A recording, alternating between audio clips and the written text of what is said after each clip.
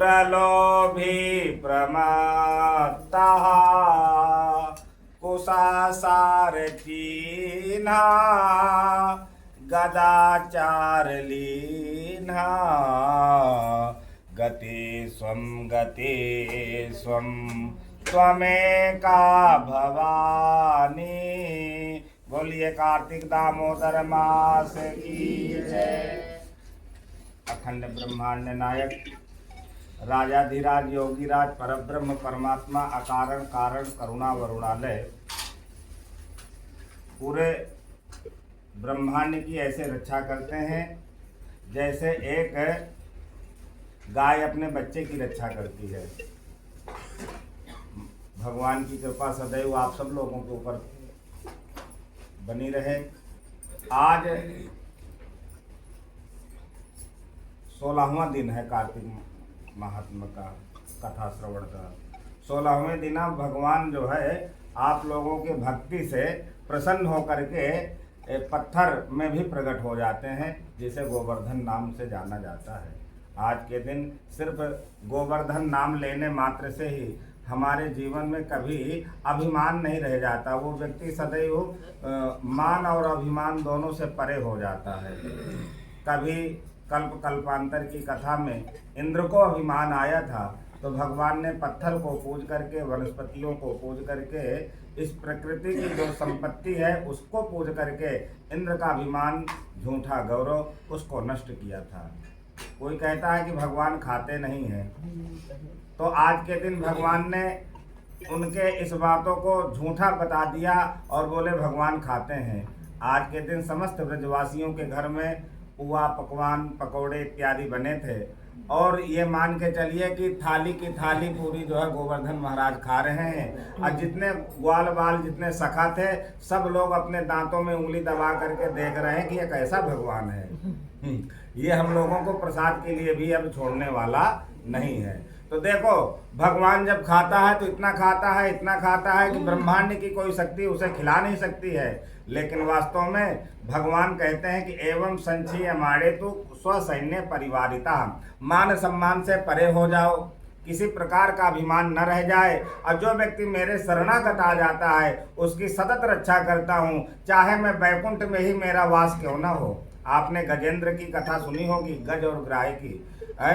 कभी उसने अपने जीवन में भक्तों भजन नहीं किया, कभी गायत्री माला, कभी महामृत्युंजय, कभी एक लोटा जल, कभी किसी गरीबों को जो है दान पुण्य इत्यादि करना, कभी देवालय में मंदिर में जाकर के सत्कर्म करना, क्या गजेंद्र ने कभी किया? सदैव रमण किया अपने जीवन में। 1000 रानियां थीं, लेकिन भक्तों उसने भी आर्त भाव से जब पुकारा तो निर्बल के प्राण पुकारे रहे जगदीश हरे, जगदीश हरे। पुकारने वाला व्यक्ति भूमंडल पर, पृथ्वी पर है और वह पुकार सुनने वाला अंतर्यामी वैकुंठ में है। बहुत बड़ा अंतर है। लेकिन भक्तों अगर कोई आर्त भाव से भगवान को पुकार ले तो भगवान को कहते हैं ना कि मन से बढ़कर के कोई नहीं है।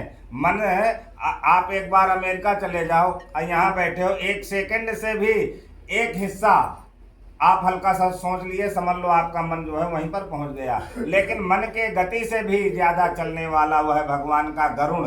गरुड़ को जब बुलाया तो गरुड़ को भी अभिमान आया। भक्तों भगवान ने गरुड़ का भी सहारा छोड़ दिया और अपने गज की रक्षा के लिए जो है बैकुंठ से नंगे पैर भागते चले आए। इसी प्रकार से कई कथाएं हमारे वेद शास्त्रों में भरी पड़ी हैं। द्रौपदी को अभिमान हो गया। मेरे पति अर्जुन, जिसके धनुष के टंकार से इंद्र का इंद्रासन हिलता है, ब्रह्म का ब्रह्मासन हिलता है। भीम के डगमगाही महि दिग्गज डोले, यानी बड़े बड़े दिग्गज डोलते हैं भीम के एक ही पद चलने से। नकुल सहदेव ये बड़े बलिष्ठकारी योद्धा हैं, लेकिन श्रोता बंधुओं जब समय की मार पड़ती है तो कोई हमारा पद, कोई पैसा, कोई ऐश्वर्य, कोई बल, कोई वैभव कुछ काम आने वाला नहीं है। काम क्या आता है हमारे पास में बंधुओं? तो काम आता है हमारा सिर्फ सत्कर्म, प्रभु नाम जप। जो व्यक्ति सत्कर्म करता है और सत्कर्म के बाद भी यदि अंतर क्रिया से प्रभु नाम जप संस्मरण नहीं करता तो बांझ स्त्री के बराबर उसकी भक्ति होती है। वो उसकी भक्ति कैसी होती है? बांझ के बराबर होती है। इसलिए भक्ति के साथ साथ में बंधुओं सत्कर्म करना भी बहुत आवश्यक है। आज गोवर्धन महाराज की आप सभी लोगों को बहुत बहुत बधाई। सबके घर में खूब धन वैभव लक्ष्मी आए। इसका नाम ही गोधन है। गाय का जो सबसे बड़ा धन है वो है गोबर। समस्त देवी देवताओं को जगह मिली गाय के शरीर पर रहने के लिए। एक देवी रह गई थी, उसका नाम है लक्ष्मी। लक्ष्मी गई कामधेनु के पास में, बोली माँ आपने सबको जगह दिया, मुझे नहीं दिया। माँ ने कहा बिटिया अब मेरे शरीर में कोई जगह नहीं है। रोम रोम में समस्त देवी देवता, वेद पुराण, यम वरुण कुबेर छत्र दिक्पाल सब लोग आकर के वास कर लिए। मूत्र में भी मेरे जो है गंगा जी आकर के समाहित हो गई। अब कोई जगह नहीं बकाया। लक्ष्मी जी रोने लग गई। तो वास्तव में माँ तो माँ होती है। माँ से लक्ष्मी जी का वह रुदन देखा न गया। बोले बेटी मेरे पास में एक जगह खाली बची है, अगर तेरी इच्छा हो तो जाकर के बैठ सकती है। वो है गोधन। क्या है? गोबर। तो लक्ष्मी इतनी प्रसन्न हुई कि अपने आप को बहुत बड़ी सौभाग्यशाली समझने लगी। मैं आप लोगों को बताना चाहूँ, आज तो ये परंपरा नष्ट होती जा रही है। पहले जब भी कथा भागवत कोई शुभ कार्य शादी विवाह इत्यादि होती थी तो हमारी घर की माताएं बहनें गाय का गोबर लेकर के लिपती थी।